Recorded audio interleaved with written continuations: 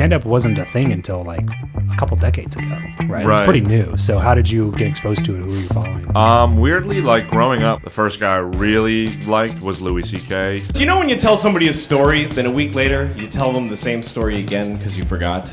And by this time you've added a bunch of lies to it and you've embellished it. But the thing that I really made me like comedy in general though was Family Guy. My dad let me watch it. Like, is like my first memories of like anything. Lois! I do wonder if like showing children like that sort of thing, like if it like carves that part of their brain. My roommate is a model. I actually did live with a model before. Some of the comments were like, "Oh, he stole this from a Reddit post," and I'm like, "Dude," and I'm like, I tried searching on Reddit after that. When you go through a video like that, how much of it is scripted? Is it 100% like you take time to write the whole script out? What's going on, everybody? Welcome back to Travis Makes Friends podcast, where it's our mission to help you avoid loneliness, make some more friends, maybe deepen some existing friendships that you have. And I'm just doing that by showing you how I go make friends, which is basically this podcast. So today I am in New York City making friends with Sean Millea, who is an Instagram comic. He writes sketch comedy and does a bunch of comedy stuff over there. His stuff's been blowing up all over the place. Just had a few of my friends sending it to the group chat and stuff like that, which is how I became aware of stuff that he had going on. Had a couple interviews in New York, reached out. He said yes, and now we're here. So, Sean, what's up, dude? Welcome to the show. What's going on? It's cool that you make friends through this podcast. Like, do you also do that with, like, dates? Like, invite women on the podcast? You know what? I'm married. Oh, okay. So, but if I weren't, it's honestly just the best way to meet people, dude. Yeah. It was the surprise thing with the show. It was like the coolest thing about it that came out of it is just the people that I've been able to talk to and connect with. But it would definitely work. Like, you're essentially on an hour date with whoever you invite on. That would be cool, because then I could go back and see where I went wrong. She stopped answering me. So I have a date Sunday, and there's no... and it's not a podcast, I'm assuming. It's not a podcast, no cameras, and it's during the day. And we're not going to drink at all. So that's also... makes it a little more challenging. Yeah. But you have to rely on your actual personality that way. Yeah, and then it's like, and then more so like the move in for the kiss afterwards, and that's never easy sober. Is that gone? Oh, that's a Zen. It's Zen, yeah. Okay. Yeah. I'm off the nicotine. Are a year you? and a few months, yeah. Okay. How come? Because it would make me feel sick. It would make me like bedridden, but also I just was never like really that addicted, and then all of a sudden I was buying them and throwing them away every day and like trying to quit. I don't know. See. But yeah, I just never enjoyed it. Okay. Like, as much well, as, that's a good reason to stop. Yeah. Now I'm trying to quit weed again, so we'll see. How's that going? I was 2 months off, and then on New Year's I was drunk and I hit a stranger's wax pen outside of the bar. Literally, I went out to the smoking area like I'm going to ask a stranger to hit their wax pen. Didn't even feel it. And then the next day my buddy was like, "Well, it doesn't count if you didn't feel it." And I'm like, "Nah, I'm going to go hit my mom's weed pen." Yeah. I have been struggling once again. And every day since. Yeah. There's days where I don't, but the one thing I've been good about is like relegating it to the nighttime, which is fine. But still, I can just tell like my body is like slowly going back to my old self. Sure. Just like give it to me before every chore. Yeah, I don't understand how people can function on it for sure. Because like I'm a few weeks off of it myself. Okay. And it was literally just a nighttime thing. It was, to me, it almost like signaled the end of the day. Okay. You know? And then my brain is just overactive, so I'll just constantly be doing stuff, thinking about stuff, and smoking a joint or something just like turns it all off. See, that's not go me. to sleep. It turns really? it on. Like I'll get anxious and I'll start overthinking everything. Oh, interesting. The one thing I liked it for, and still kind of like it for, and in the video I watched yesterday, they said it best, which was like it makes any experience feel novel. Yeah. And so that's why that's what I always thought. I'm like, oh, if you're doing nothing and you're bored, or if you're doing nothing, it's boring. But if you smoke weed and do nothing, it's kind of fun. Yeah, right. So like I would use it to like literally wash the dishes, or like I learned piano, and part of that, it was in college I learned, and I would go to the piano room every day, and I would smoke right before I went in, and I'd end up practicing for like 2 to 3 hours. And it also passes the time. Yeah. Like you don't realize how much time has gone by. Totally. Yeah. So I mean, I guess I did use it like judiciously. I was gonna say that's a word. pretty constructive use. Yeah. So I don't like. It's not like I'm like I hate it or it's like ruined my life, but I would like to. I don't know, just not be Take it back a reliant little on it. bit. Yeah, and it's kind of sad to me the idea that would I be a different person without it? Like, would I have no talents? I mean, like. I want to sit with that a little bit. Yeah. Yeah. So. Do you find that it helps you creatively? Yeah, like I think it's mostly just them making me want to do the thing. Sometimes it helps me see something from like an alternate perspective a little bit. Like it's like I'm like oh, like I cringe at myself a little more. But I don't know that it like really makes me think of things I wouldn't have necessarily. It's hard to say, but sometimes I'll write on it and then I'll read it sober and be like, oh, this actually wasn't good. So that was my experience most of the time. It was like something that I would think was great, whether it was for like I have this folder in my notes that's labeled like comedy or jokes or something because I keep telling myself one day I'm going to try it and then I push it out and I don't try it. But I just have this whole thing. So like whenever I would get high and like think of a good idea, I would like write it down. But probably more often than not, I would wake up the next morning and be like, this doesn't make any sense. Yeah. But I thought it was hilarious at the time. That's that's it too. You should try it though. I think it's you'll never regret doing it. Even if you bomb, it'll still be like, oh, I tried it. And, like what's the worst that can happen? Yeah, and nobody's thinking about you. Like they're just like thinking about themselves. So like. Definitely worth trying, I think. That's a fair point. Yeah. I need to just sign up for it. Did you just sign up for open mics or something when you started? The first time I did it was I did like the Comedy Cellar classes, which was like with Rick Crom and like the Comedy Cellar is like the place to be. The coolest spot. So it was like cool to get to go there, and it's like it's in the morning, so like you're just in the showroom and nobody's in there, and then so you do that for a few weeks, and then at the end you do like a showcase where everybody invites like friends and family. I think I was like the only one to not invite people because I was so scared. I feel like an audience of strangers is actually better. It's so much better. To this day, I mean, I would like prefer to not have people on. Sometimes actually if it's a comedian, that actually is much because they do the thing. Sure. They can actually be helpful. Yeah, and they're not just like giving you courtesy laughs in the audience. Totally. Or they might even give you courtesy laughs, but they like at least they've been there, so they get it. Like, I went to this one where it was basically the majority of the audience was made up of people that this guy that was on stage knew. Right. And so like it, you can I feel like it kind of almost give you this overconfidence, like you're killing. Right. But it's only because the audience knows you and has a Totally. personal relationship with you and understands like the context of every joke that you're saying because they get things on a personal level with you. So I feel like that's not a great place to test it out. No, definitely not. My mom will my parents will come to shows as much they're very supportive, which is cool, but I don't love doing it in front of them either. And it's not even like my material's like crazy. It's more just like, I don't know, I just feel weird. And my mom laughs at everything, so I should want her there, but I just feel like weird. I don't know. They watch every podcast I do as well. So hey mom and dad. they'll watch this for sure. But yeah, so that that can make it more challenging, especially like when it's strangers, it's definitely like, well, I don't know them, and I might never see them again, and they'll forget a week from now my face. So. Yeah, they'll forget the lineup of comedians that they watched. Yeah, totally.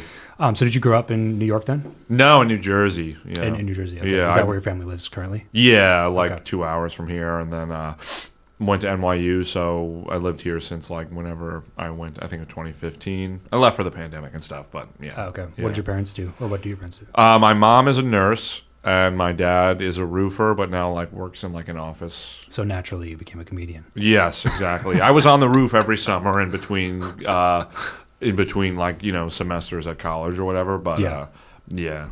So, but it taught you a little bit about work and discipline and. Yeah, my dad always was like, "Oh, that'll teach you to stay in school or whatever," and it definitely did. It sucked. It was especially during the summer, that'll teach you to stay in school. And it's dude, it was just because you just go and you rip up fiber. You get there at 6 a.m.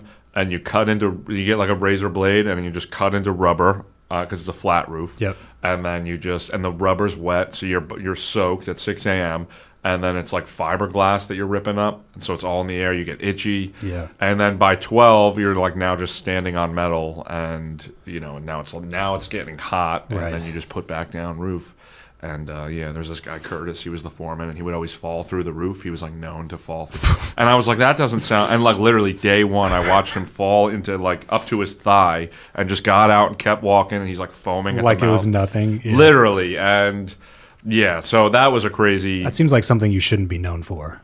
No, and he like survived crazy falls that like no, it was just like I don't know how, but yeah.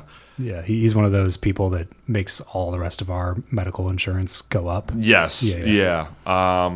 But good foreman, I guess. Yeah, he took the falls that we didn't have to. Yeah. So that was cool of him. Shout out Curtis. Thank you, Curtis. But no, yeah, so that was cool. I mean, it was like that's like my if things went to shit, I'd have to roof again, and so that's like Yeah, my it's pretty motivating. It is, yeah, it is. What'd you end up going to school for? Film. So, okay. Yeah. So you always want like high school and everything? Were you always kind of joking around? Yeah, I like my 5th grade yearbook. I have like a photo that says like the occupation. You like filled out and everything. And it said like comedian and stuff like that. Oh, really? So, yeah, I've always wanted to do that. But who were some of the comics that you used to watch that kind of made you think that like? Because I mean, it's from what I understand that in the history of comedy, like stand-up wasn't a thing until like a couple decades ago, right? It's pretty new. So how did you get exposed to it? Who were you following? Weirdly, like growing up, like when I wrote that, like in 5th grade, I think it was just because I'd always make the class laugh. It wasn't so much having a comedian I liked, but I think like the first guy I really liked was Louis C.K. And then and to this day, he's still like the guy that I think is the coolest. There was times where I liked George Carlin, but like it wasn't like me laughing as much as being like, oh, this guy's cool. And like, who else did I like? I think my friend's mom really liked Dane Cook, and I remember being like, that was when I was really young, and I was like, oh, he's cool, I guess. Yeah. But yeah, Dane's the man. Shout out Dane. Yeah, Dane. Dane's been on the show. Really, that's cool. Yeah. But yeah, definitely. And then, but the thing that really made me like comedy in general though was Family Guy. My dad let me watch it. Like, is like my first memories of like anything are like Family Guy. Did your parents watch it? Me and my dad would. Really? Yeah. That's funny. That's the opposite of my experience. Really? They didn't let you watch? I would sneak Family Guy because I was not allowed to watch it. Yeah, they just kind of let me watch whatever at some point, and I think I don't know if that's what made me like creative or not, but that's like my theory. So anything Seth MacFarlane does, I watch. Yeah, he's great. And then like a little bit of South Park too, but mostly it was Family Guy, and I think just like it's cool. Like I do wonder if like showing children like that sort of thing, like if it like carves that part of their brain, like I don't know, that like developing brain becomes funny or. Well, there's certainly something magnetizing about comedy in general. Right. You know what I mean? Like even the most well put together business professionals, you know what I mean, like still hold successful comedians in this kind of light. For sure. I mean? I was actually having this conversation with Joe Gatto from Impractical Jokers. Well, I say I was having it. It was basically I was kind of a fly on the wall backstage at Zany's in Nashville, and it was Joe and a few other comedians that were about to go out, and they were talking a lot about that, and how it's.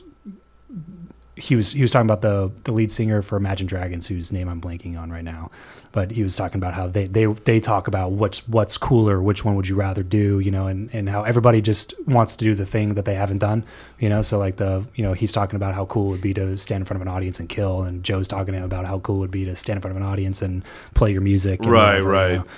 I don't know. I do think though, like it would be like I think like one of my favorite artists ever is like John Lennon or like the Beatles in general, but like John Lennon and like music is very cool to me, and I guess it is like sort of like grass is greener kind of vibe, but you kind of can get the I feel like they get their like comedian rocks off by like doing the interviews in front of people, and they can still get laughs. So I not that I would trade comedy for music, but maybe I would. Maybe I would. Not that I would, but probably. Like if you could sell out, you know, whatever, name the arena. Right. And would you rather it be for comedy or for music?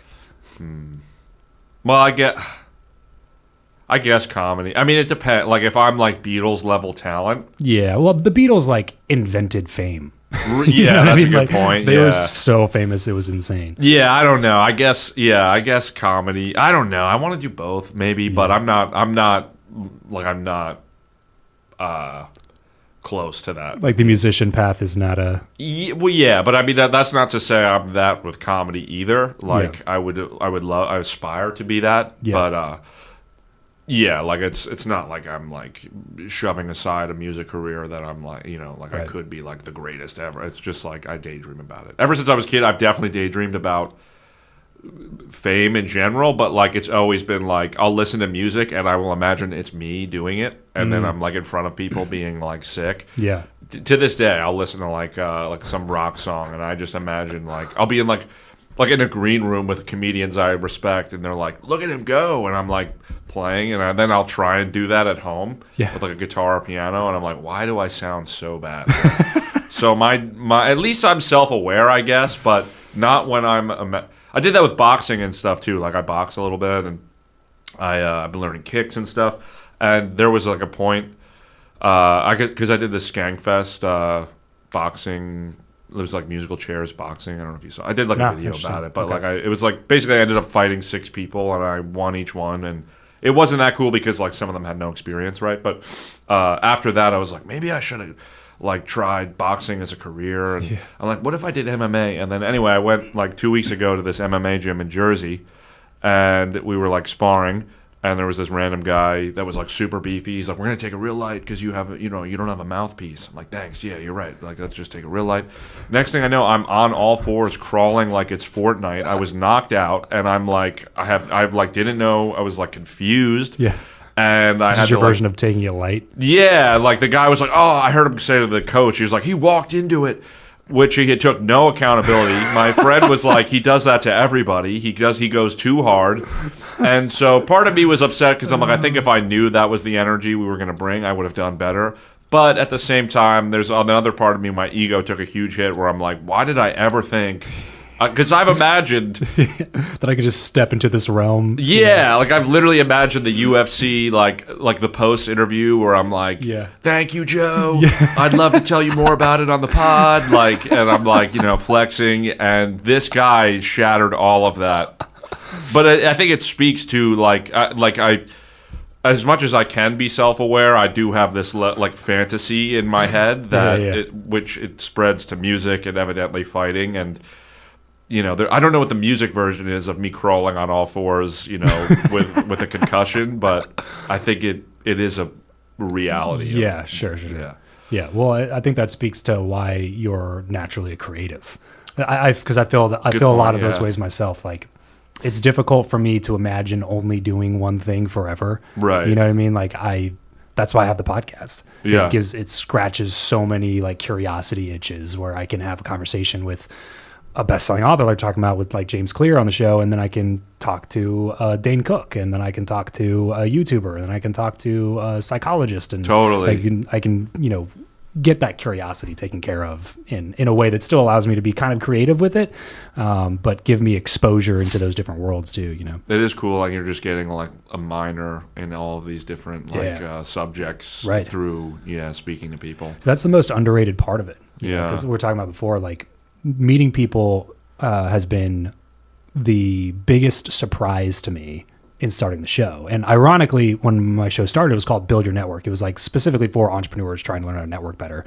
And it was like me trying to do it myself because I was coming out of this kind of weird religious culture that I was raised in. When I left that, I was basically starting from scratch. And I was like, if I want to be successful, I should probably go meet people who are successful because I don't know anybody, outside of just the world that I was raised in, which I'm not a part of anymore.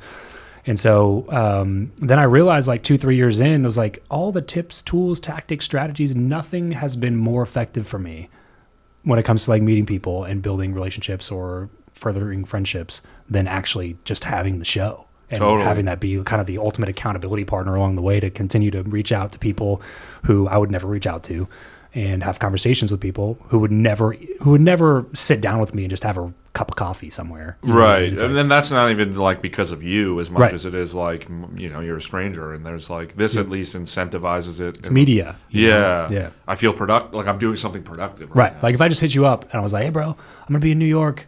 Let's grab a coffee. Be like, I can't. Yeah. Or like I just wouldn't answer or Right. open it or whatever. Right. Again, not because of you, just Right. because I'm like, who is this person? Exactly. Like, You have demands on your time, regardless of what they are or what priority they are. And a random coffee with a random stranger for no reason at all does not get put onto the priority list. Right, right.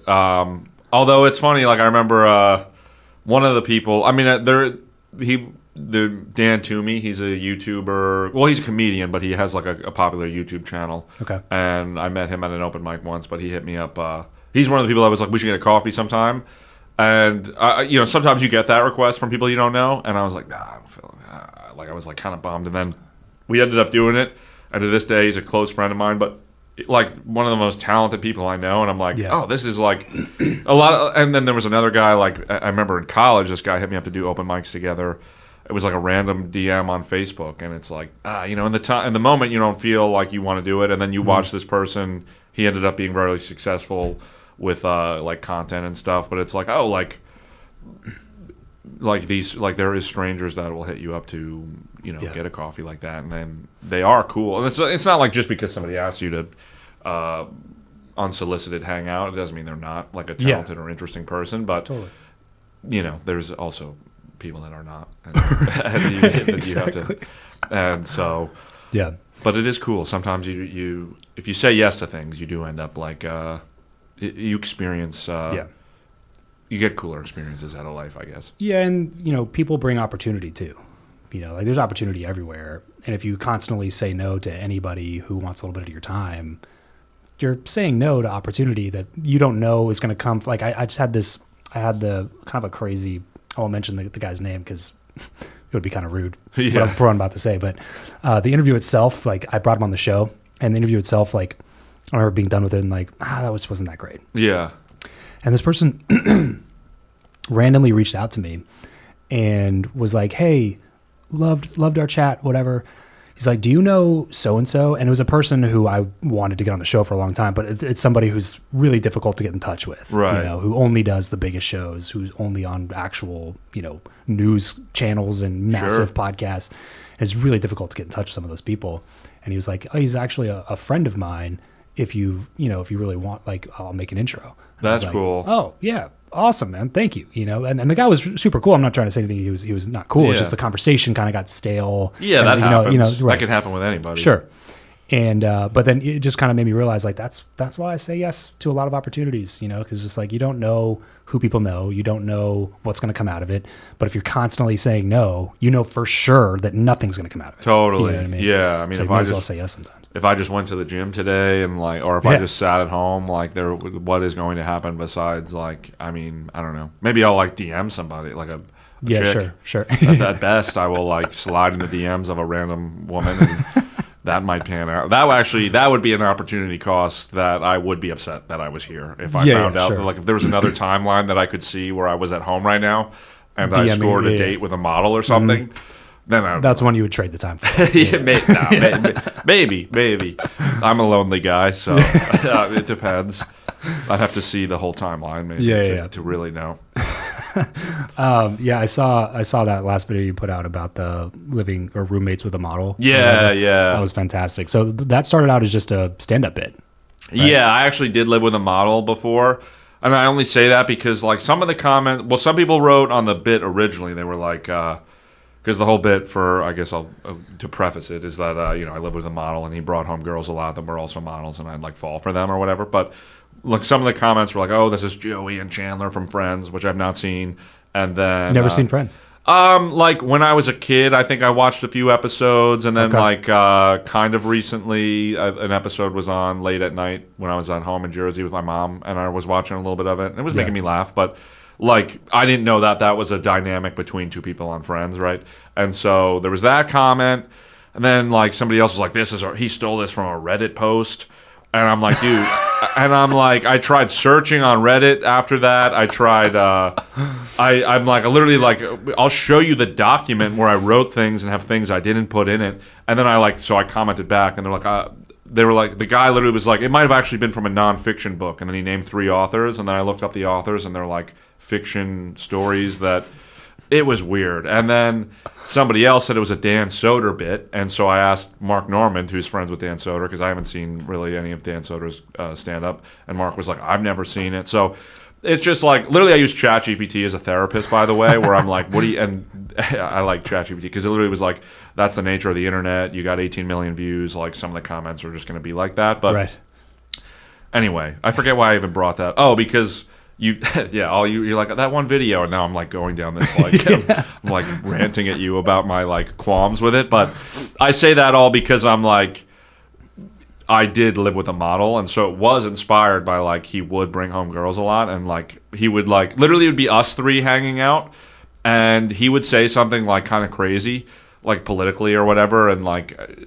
Or he would just like say something like just kind of like whoa, and then me and the girl. I remember once we were both like, he's crazy, right? We laughed, and then the next day, you think you're getting along with her better than he is. Yeah, and then they would go have sex, and then like the next day, I'd be like, oh, are you gonna see her again? He'd be like, nah, she wasn't that cool, and I'd be like, I thought she was great, but they would, she wouldn't. I was not the model in this situation, right. So. They would not want to hang out with me again. But he's actually, I love him to death. He commented about the video when he was like, because he thinks the bit is funny and stuff. And he's still my friend to this day. Well, and puts him in a pretty positive light. Yes, it does. And also, I faked, obviously, like in the video, I sabotaged his relationship and stuff, and so I did have to be like, just so you know, I never did that. This is called satire. Yeah, like this is me. Like, what if I did this, right? So, but the guy in the video was not the real guy. He was just a comedian that is actually a model, and then the girl one of the models in the video, or the girls in the video, is a model that he knows. So he's a comedian and a model. Yes. Well, that's not fair. I know, right? I know, yeah. And it's just like, I was like, you have any like girls you think would be good for this? And he just sent me like a Rolodex of women that he knows from working as a model. And I'm like, well, any of these people would be awesome. Yeah. And so, yeah. And of course, the girl we used, she was very cool as well, very pretty. Yeah. So, yeah. And then went home with him. Yeah. Literally, I was like, you guys had good chemistry. He's like, yeah, I think we do, right? I'm like, fuck. I'm like, the video's becoming real now. But no, she was cool. He was cool. And it was a totally professional relationship. Yeah, totally. Yeah, 100%. Yeah. While the cameras are on. Yeah. So, but no, that was a fun one to make. And because of the James Clear book, like I said, that I've been doing the daily checklist, and one of which was like film or edit a video a day, or at least put effort towards doing that. And so that's like the only reason I even made that video. I was like, I need to make a video, and I went through like my ideas, and I was like, model roommate could be a video, I guess. And so when you go through a video like that, how much of it is scripted? Is it 100% like you take time to write the whole script out? I like wrote. Actually, I can show you if you don't care that I would pull this out, because I do. I like literally I'll write down like the beats, and then I just like had them come over. I was like, all right, it was like each shot, and then the voiceover itself, I kind of just like end up writing at the microphone, because I like recorded on my on my microphone. But here it is. So you kind of had the video, like the shots all done, and then you almost like narrate the shots, kind of. Yeah, exactly. And it's like shot of him being jacked, shot of and then I like when they came over, I was like, all right, now we need this shot, we need this shot, we need this shot. Well, imagine you're looking at it and it's like a link to a Reddit post. Yeah, right. I'm like, oh, actually, don't look at that. Actually, not that one. Yeah. So that's usually how it is. Yeah, and then the voiceover, I kind of like I'll like edit together all the shots, and it's like the canvas of the video, and then I'll just like be like, okay, I could say this. You ever heard of that book by Austin Kleon? It's called Steal Like an Artist. No. Yeah, it's really interesting because as an artist, especially for you in the comedy world, as I understand it, like it's really, really taboo. Like if you're kind of caught stealing material from other people, but also if you're a fan of any particular art in general, whether it's podcasts, reading, psychology, comedy, and you're consuming it all the time, you can't help for some of those ideas to permeate your brain and then come out in a little bit of a different way, even though it plays on somebody else. And sometimes you don't even know. Totally. Like, you're just kind of like, I have this idea, and then you write it out and you do it, and then somebody's like, that's that idea. And you're like, oh, I do remember like watching that, thinking it was funny, but I didn't think about that when I was writing this bit, right? Like, right. Like, there's nothing new under the sun. We're not actually coming up with stuff that's not been done before in some sort of a way. Right. I mean, how do you work through that? It's like, I totally agree. Sometimes then you might forget that you saw something, and I feel like sometimes I'll show a friend and they'll remind me that it's like, oh, this is kind of like this, and I'll like, for example, like I made a video where it's like, it was like a To Catch a Predator video, and I'm like, I've had Chris Hansen on the show actually recently. Really? That's cool. So so it was like, I like the start of the video is like I've been chatting with this guy who's pretending to be like 13 or whatever, and then I get there and it's like actually a 13-year-old. And so, but then my buddy showed me a video that was like the same joke that I had seen and I totally forgot about. Yeah. So I ended up, but the rest of my video was, so the 13-year-old shows up, but then it turns out it was another predator hunter. So a guy comes out like, why are you talking to a 13-year-old? And I'm like, why are you talking to a 13? And so like now we're like battling. So what in that scenario, I re-edited it to make the joke, or at least a big punchline, not be, oh, he's actually 13. Like, I just, like, edited it differently. Yeah. But, yeah, I mean, it's kind of just, like, you just got to make what you think is funny and just, like, pray and hope that, like, it's not, like... Because I'm the type where if I didn't write something, or if somebody gives me an idea for something that I am doing, if it's not my thing, like, I'm not excited to do it. So there's no world where I'd be like, I'm going to take this, you know? Right. Like, the other day I filmed a video where it was like a fireman on a mandatory lunch break. And so like the guy behind the camera is like, dude, my house is on fire. I'm like, OSHA, I need to take this lunch break or whatever. And I asked ChatGPT, I forget what I asked it, right? But it does this thing where it starts writing, like I mentioned it's for a sketch, right? So it starts writing the sketch. And I'm like, okay, don't do that. But in this it's always dog shit anyway. Well, it gave me, there was one good line, right? Where it was like, the guy behind the camera is like, my kids are going to burn or something. And then the fireman responds, well, I'm going to burn out. Yeah. Because, he's on a lunch break or whatever. And then I'm like, oh, that's a great line, but I'm not going to use it because it's chat. If it was a buddy that gave me that line, I'd be like, that's great. Like, that's a collab. Sure. But it's like this robot that, especially when you realize that ChatGPT is basically just pulling stuff from the internet that's already been written by somebody else. Or it's like, I think maybe at least it is like, it understands like that like joke writing is, there's certain algorithmic, like I feel like you can kind of like boil it down to math in some ways, and it's like, oh, wordplay, burn, and it knows how to do that, I think. But so even in a world where ChatGPT wrote it, and it doesn't exist anywhere, it's like I did not write it, and it's not a human being that gave it to me, so I'm not going to put it in the video, Feels weird. Yeah, it feels very... And if anybody... Let's say... Oh, then this is another point, is like, if the video went viral and there was comments like quoting that line, I would be like, fuck. Like, that wouldn't feel good. I'm an imposter. Yeah, it would not feel good. So it's kind of like... I feel like there's a movie... Well, there's the movie... Yesterday, where the guy like is in a timeline where the Beatles didn't exist. Okay. So he's just it's a good movie, but he's like, basically he like gets hit by a truck or something, and then like he like wakes up and he's in a timeline where the Beatles doesn't exist, and he was already a failing musician, and so he ends up just like rewriting all the Beatles songs. And he gets famous off the Beatles songs, and everybody's like, oh, like he's amazing, and it doesn't feel good for him because he's not actually. Yeah, it's like Hot Tub Time Machine. Literally, exactly. So, that's kind of what it would feel like to just like have a ChatGPT joke, I guess. Or a joke that I stole and nobody knows I stole it or whatever. Right. Well, because you're solving for the wrong problem. Like the reason you do what you do is because it fulfills some part of you or like lights you up. Right. It's not for the views. It's like the views. Great. I would love more of them. Please continue. Bring the views. But if it doesn't tie into that, fulfillment piece or purpose piece somehow, then even if you got all the views, you wake up being like, what am I doing? Yeah, well, the views are. I feel like part of the reason they feel good is it's like it's Validation of your creative process. of Yeah. me. So it's like I don't need you to validate ChatGPT. I don't need you Yeah. to validate the guy that who actually wrote the joke or whatever. Like, Yeah. so yeah. But yeah, there's also like the world where you like. I mean, you could even see this in like, let's say you.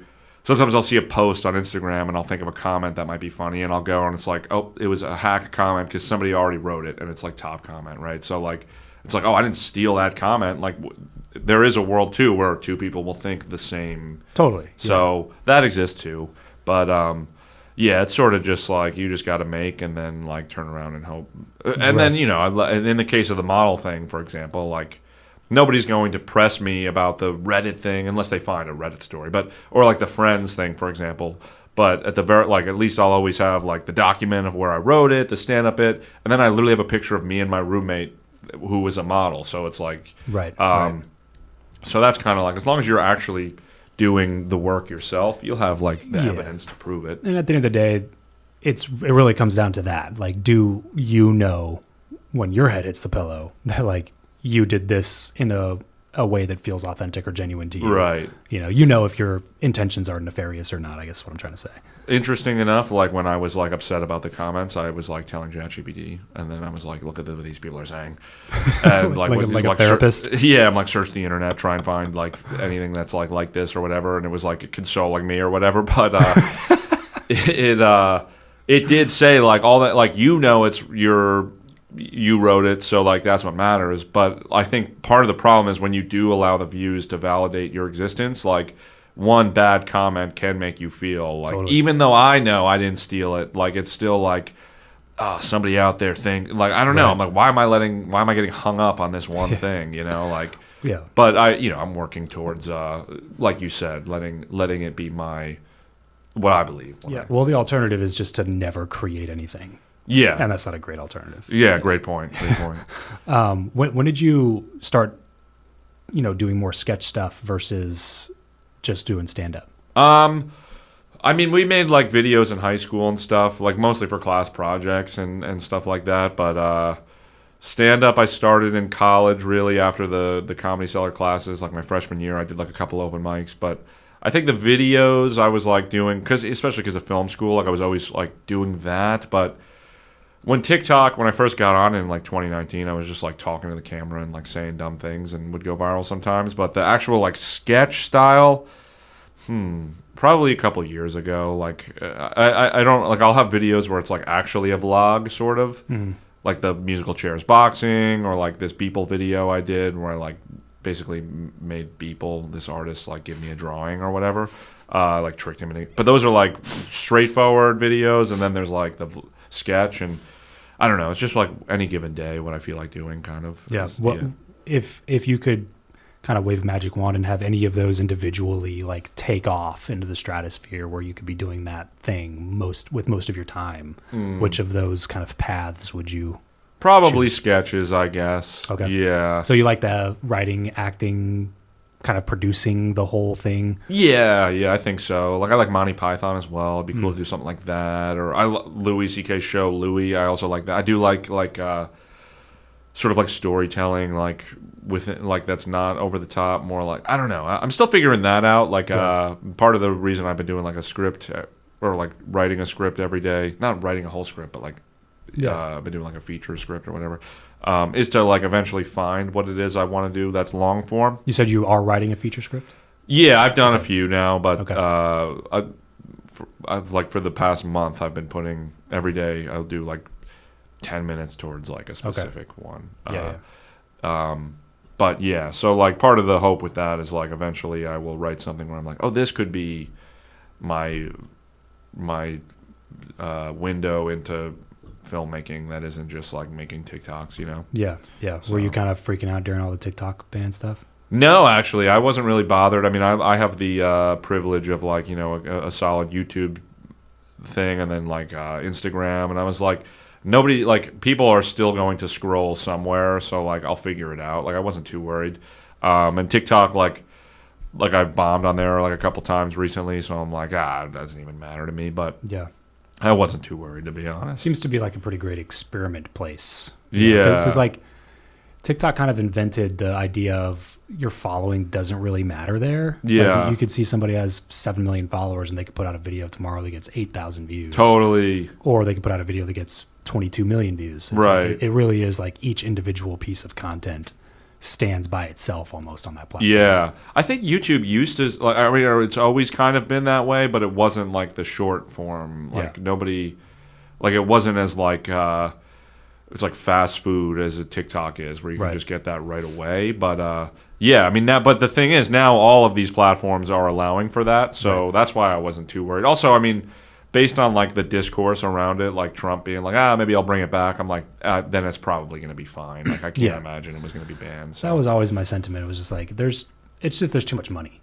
There's too much money involved. There's too much attention involved for it to just completely go away. Yeah. There's no scenario, even if Trump wasn't president. I just don't feel like there's a scenario where that would have actually happened. Yeah. Long term. It's easy to say now because it's back already, but I mean, even when I saw it pop up and it was like, you know, like it wouldn't let us in, I was like, maybe this will last, but I still, something in me did not feel like it would. I didn't make a post, like, you know, crying or like, everybody go follow me. I was just like, let me just wait it out.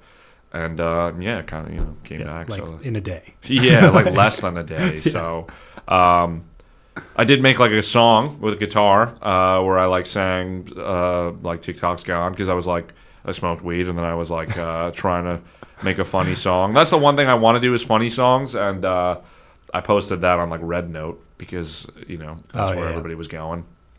Got like 100 views and 1 like, so I was like, okay, like this is good. Like this is social proof that I don't need to do music. You know? So I can't imagine. Have you tried it live, like on stage and stuff? No, but I also have not like brought a comedy song to, or any song really, from beginning to end necessarily. Okay. Maybe eventually, but I'm also like petrified of singing in front of anybody. Like. Yeah, singing feels more real for some reason. Like, it's like if you're talking and you have a live audience, it feels like you can like pivot and move. Like, you know what I mean? If you say something you didn't intend to, there's ways to recover. Right. Whereas like when you're singing or playing an instrument, it's like you're kind of committed to doing that thing. Even if you're good at it, it's kind of cringy for some reason. Like it's like, oh, this guy, he's doing, and not in a way that. I'm not saying you should feel that way, but for some reason it's like, oh, he's trying. Like, I don't know. It's weird. It's weird. But it seems like very few people pull it off very well. Yes. Like Adam, like that's why I love Adam Sandler's recent stand-ups. It's just like it's him just being silly in front of an audience, and it just works. Yeah, I totally. mean? Like Bo Burnham's great too. I like his stuff. But he'll like make like songs that I'm like, oh, this is actually like a good, like I would listen to this unironically. My favorite comedy song, though, is Always Look on the Bright Side of Life by Monty Python, like at the end of Life of Brian. I don't think I ever saw that. Okay, it's great. Like, Life of Brian's good, but at the end, like, basically the premise is, like, this guy Brian is born at the same time as Jesus, and people keep mistaking him for the Messiah, but he ends up getting crucified at the end of the movie. And they're all crucified, and this one guy's like, oh, you know, cheer up, Brian, and then he's like, always look on the bright side of life, and they're all singing and whistling like on the cross. But it's like actually a deep song, because it's like he says something like, you know, you came from nothing, you're going back to nothing, like, so who cares, like and it's just like anytime I'm sad or anything, I will play and listen to that song, and it's funny in the context of the movie, but just in general it's like a very good song. Definitely. Well, that's one of the cool things about comedy, is that you can get to the root of like deep philosophical truths with just a few jokes. Totally. You know? And definitely if you do listen later, you don't even have to watch the movie, just like listen to the song on YouTube, because the Spotify version they pulled, and now it's just like I guess in London or in England they sing it whenever their football team's losing. And so the only version on Spotify is like they remade it with like soccer, football, whatever, like lyrics, and I'm like, this is like that. I'm not a religious person, and that felt like blasphemy to me, where I'm like, dude, you guys ruined like a really good thing. Yeah, you can't change the version and call it the same thing. Yeah, it's like taking the Hail Mary prayer and making it like, you know, Hail Gwen Stefani or something, and like being like, that's okay, right? I'm like, no, like I want the original. So, but yeah. So tell me about your college experience, NYU. How was that? It was cool. I liked it. I remember like before I got there being like, oh, like NYU, it's like like seeing like students and being like, that's the flesh of an NYU student, and thinking it was like some like magical like place. And then like by like year 3, you're like, all right, this is just a building and people, and like some of these kids are here because like they're celebrity parents, or I mean, not to say that there isn't a lot of talented kids there as well, but it was cool. I enjoyed it. I think like you get a lot out. The thing to me that was cool, and this is any film school, is like you're just like being forced to create, and you get deadlines and stuff. And I think that is helpful. Like even the South Park guys, like, or like Larry David, I feel like those, like, even though part of me is like, oh, you should just want to create, like even some of the best artists have expressed like, oh, they need deadlines to make good stuff. So I like that aspect of it. It's cool to be pushed by, like be competitive with the other students in like a healthy way. Just like, oh, you want to make good stuff because they are.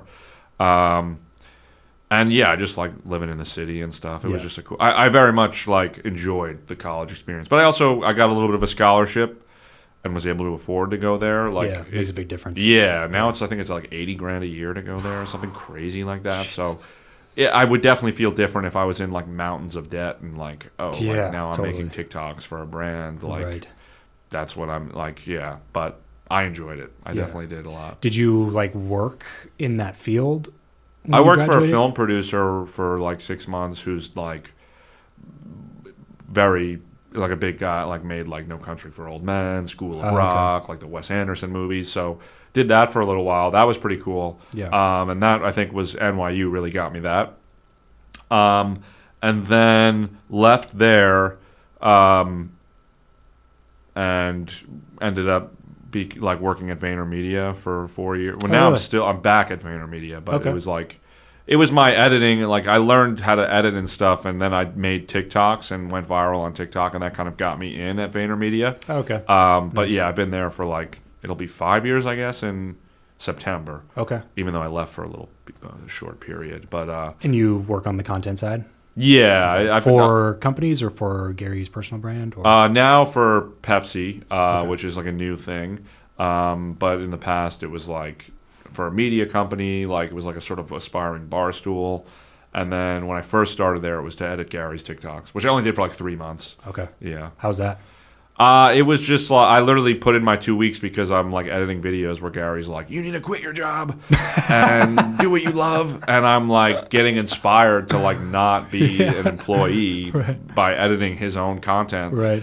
And then seems like their culture kind of promotes that kind of stuff. Though. Yeah, totally. People leave all the time and go do their own thing, and he's excited by that. But he ended up being like, well, if you want, you should work for this media company and you could do your own stuff for us, essentially. And so I did that for a long time. Okay. And then now I'm doing like content for brands just because, wanted more of a career, like a man's salary, I would say. So, well, it definitely pays a little bit better. A little bit better, yeah. And I can will actually afford to live in the city now, which is like cool. Like, or at least in I live in an apartment that is above my means. It's a 1-bedroom in Manhattan.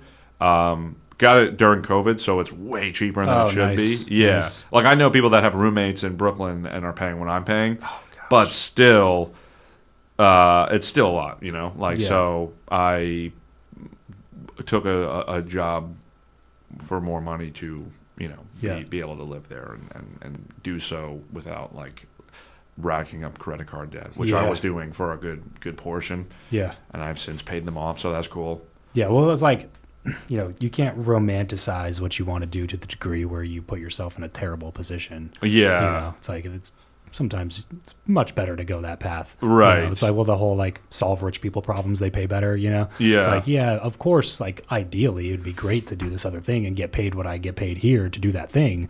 But in the meantime, like I would rather not be in poverty when I'm going and doing stand-up gigs. Yeah, exactly. And just like literally like every time I swiped a card being like, please go through. Like I've literally gone on dates with girls where I'm like, I don't know if I'm going to like walk away from this a very embarrassed man because of like, the card declining.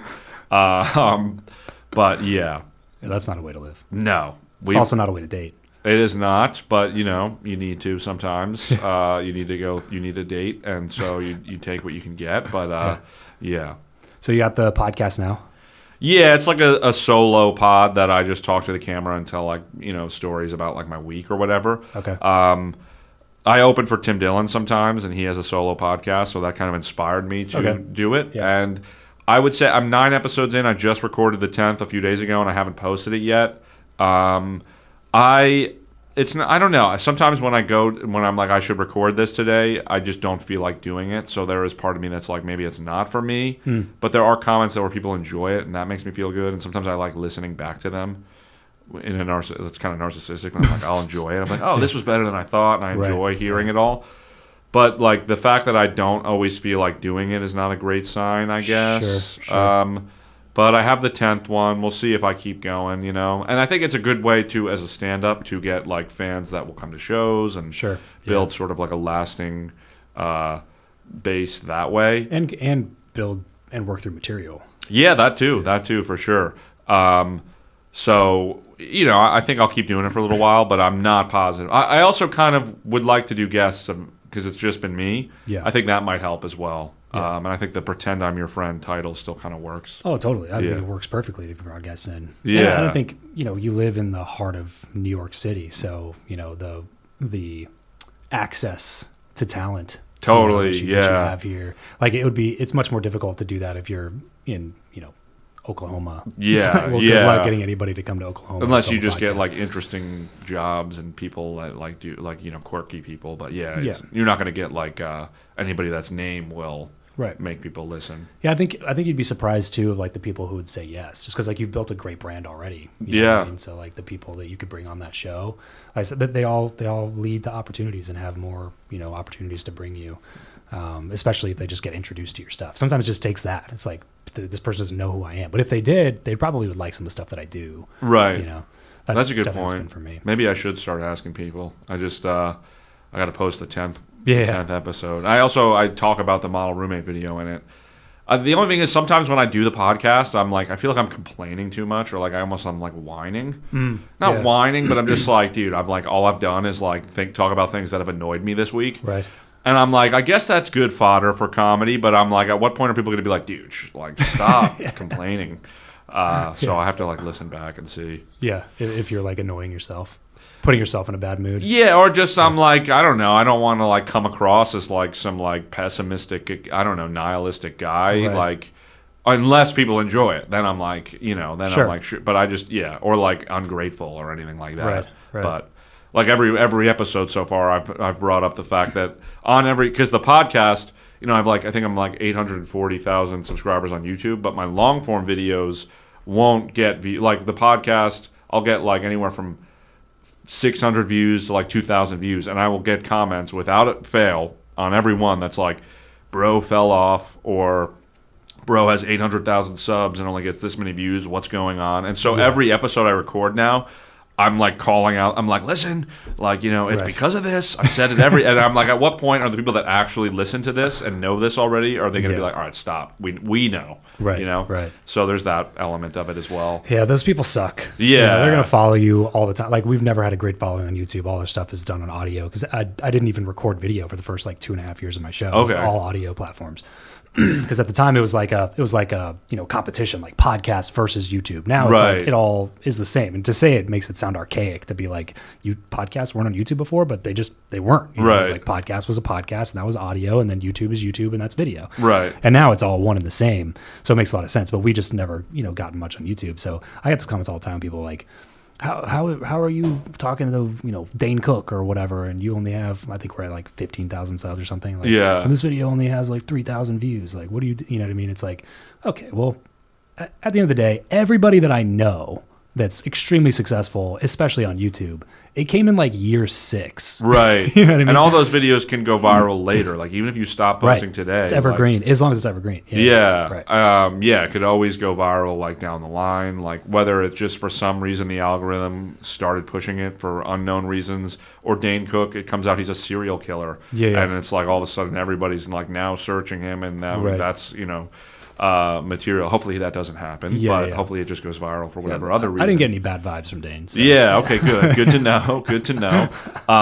But so like that's that. Yeah, YouTube is like the Roth IRA of like other content. I feel like people can, just an investment. Absolutely. So it's going to compound later. Right. And also any of those comments, I mean, maybe not in your case, but in mine, sometimes I'm like, I feel like this is a child or like a teenager that's like wants to be YouTube famous. And I was to say, regardless of regardless of how old they are, the one thing I know for sure is that none of them are creating stuff on YouTube. Yeah, You know totally. what I mean? Like you're not like it's nobody that has seen any sort of success is going on other people's stuff and being like, this video only got 700 views. What are you, a scam artist? You know? Yeah, It's yeah, like, exactly. okay, well, because everybody else, like the people who've put in the work, they know it takes time, regardless of what, even if it's stand-up, if it's sketch comedy, if it's podcast, any form of creative outlet.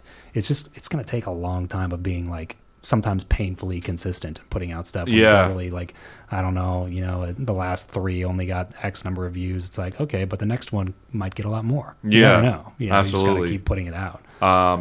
Yeah, I mean, and it's even hard to stay consistent when you're going viral, like I would say, because sometimes it's like, there's the hope that I can do like film and TV, like, have a more, just like that. That's like the career I went into for like film school and stuff. And it's like, even when you're going viral, it's like, all right, let's say I'm almost at like 20 million views on the model roommate video on YouTube, right? And it's like very cool. It's a dopamine spike. It's like, whoa, everybody's like glazing me in the comments.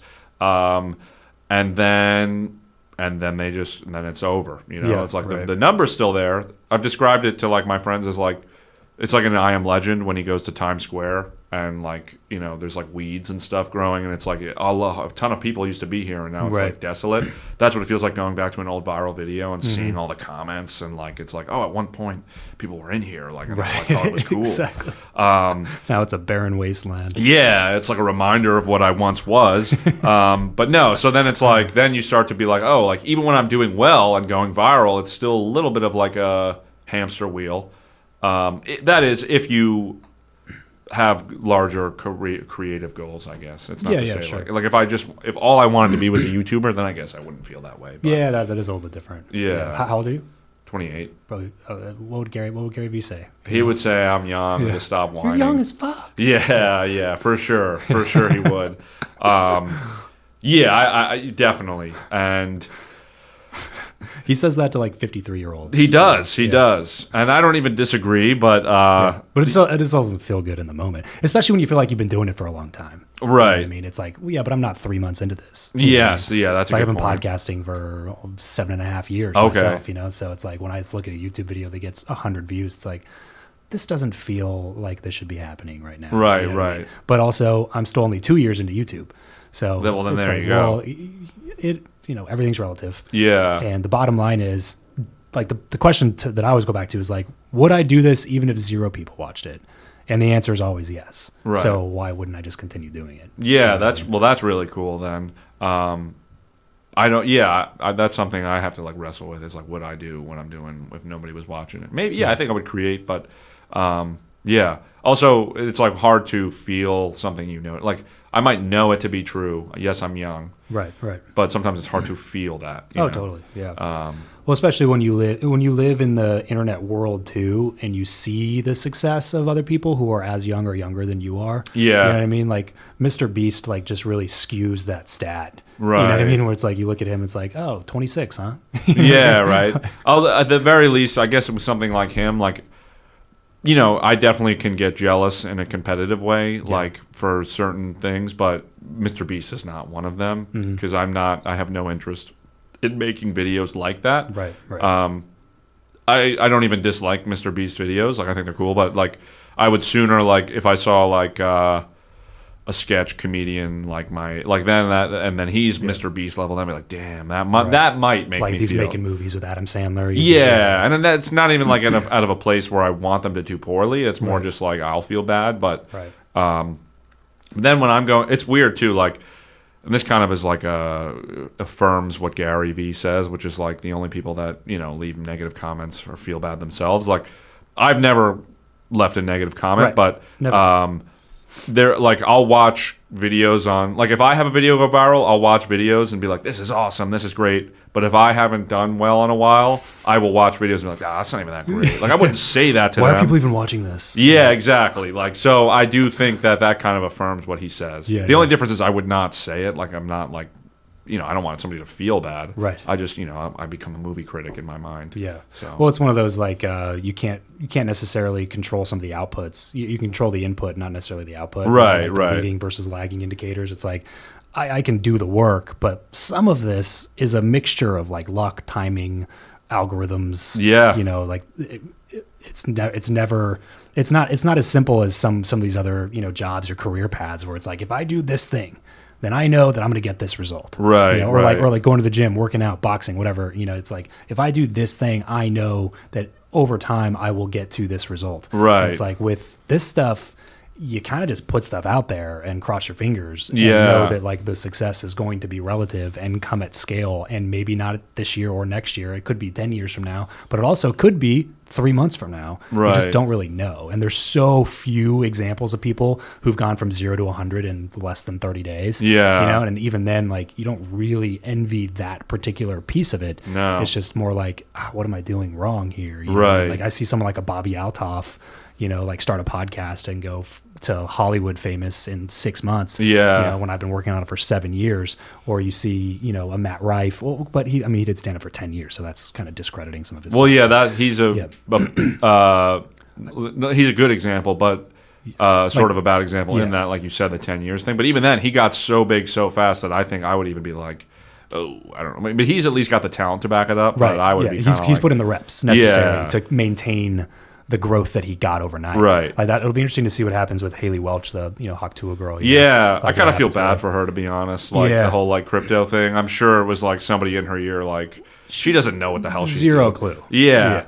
And then I also feel bad even when people are like, this is who we're making famous. And I'm like, yeah, well, you commenting that is furthering it. Like you're just like, people are, it's like it's like exponential, because then people start to talk about it and like get mad at it. And I'm like, everybody starts talking about it. It's more of the same thing. And I'm like also not that surprised. Like, yeah, she said, you know, she had this funny clip and then she like somehow managed to like keep the momentum going and made this memeable moment. But like, I don't know. People just get like so mad and they're like, we're in a failing society. I'm like, no, she's a girl that sexualized herself in an interview in a funny way. Like, yes, it makes sense. Like, it's not that crazy to me.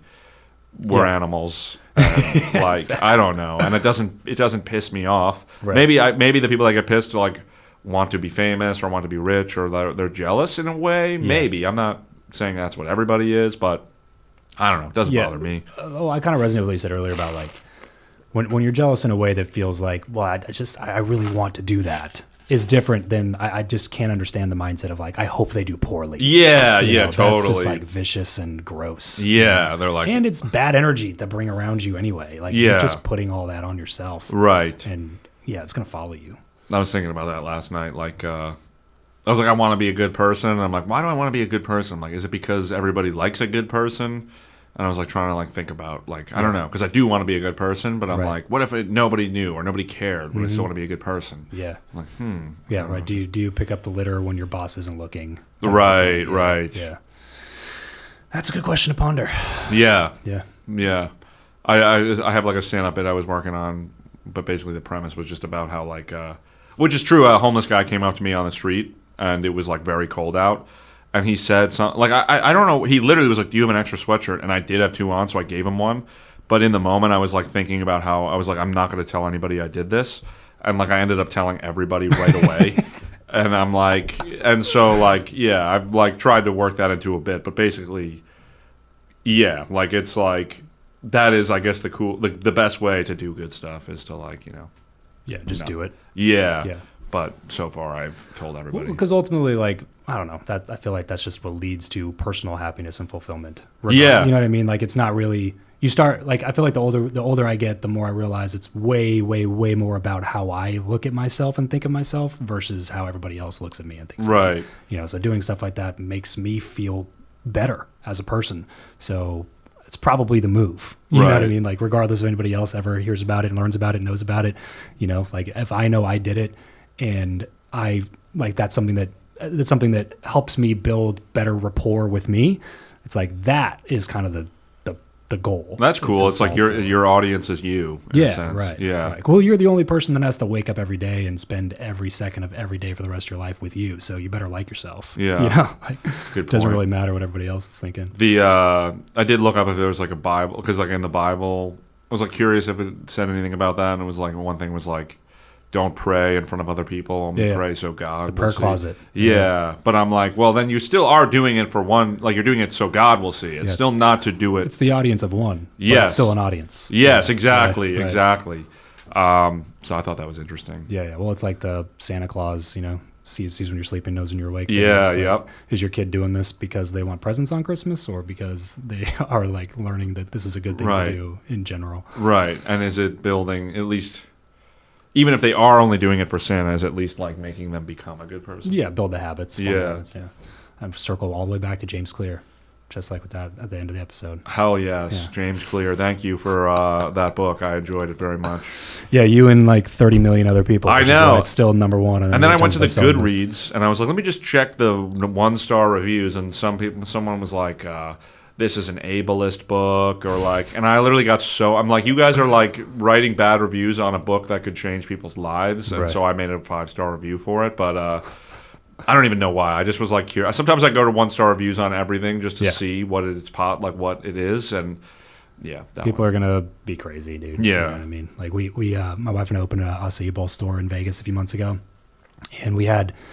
First of all, I hate Yelp because Yelp basically just extorts you for money as a small business owner. You know, so Really? like they have this algorithm that picks reviews on which ones they're going to show. We have almost 90 Yelp reviews. Okay. It's only showing 9.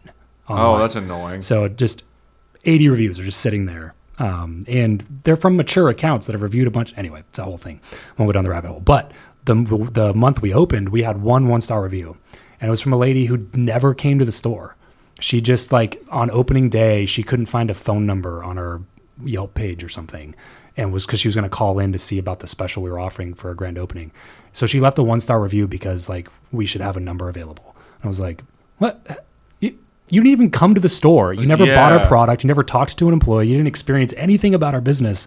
And you have the balls to like leave a 1-star Yeah. review. Like what Which are really you doing? hurts. Yeah, that's Like, crazy. We don't want you here anyway. Please do not come. Is that still on the? No, we appealed it.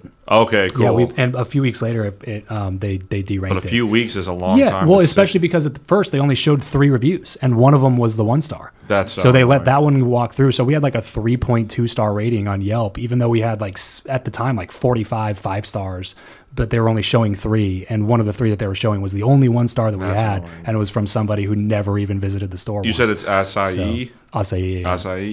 Yeah, I just know like playa bowls or Yeah, what. yeah. That's the same thing, right? Yep, I yep. just love the granola, Nutella. Yeah. That's so good. Oh, it's fire. Yeah, it's called ours called Everbowl. It's a big franchise that's kind of started in the Southwest, but Oh, really? Yeah. Well, I'll have to try it out. yeah, I'll let it's you know. it's the best saucy around, in my opinion. That's why we ended up starting. It was just like we found ourselves buying the product all the time. And Okay. the founder's a buddy of mine, Jeff. He's a cool guy. So, Okay. yeah, I got to know them pretty well. We helped them launch their YouTube channel and podcast and everything. So That's cool. Shameless plug. Yeah. I'm But yeah, dude, try it I out. appreciate you for doing this. I know you got some stuff to do. They're probably going to kick us out of the studio anytime shortly. So before we take off, where can people, find more about you and learn what you got going on? Sure. Just Instagram, YouTube's the best. Sean Millea, SeanMillea, and yeah, send me a DM. Like this is how I know when people. It's like a fun little Easter egg. Let me think. What should the word be? It's like a code word. Oh, yeah. Purple rabbit. Purple Rabbit. Send Sean Purple Rabbit DM on Instagram. That's how. Sometimes people They'll do know. it. Sometimes Yeah. they don't. Yeah, Sometimes we'll I see. get nothing. We'll see.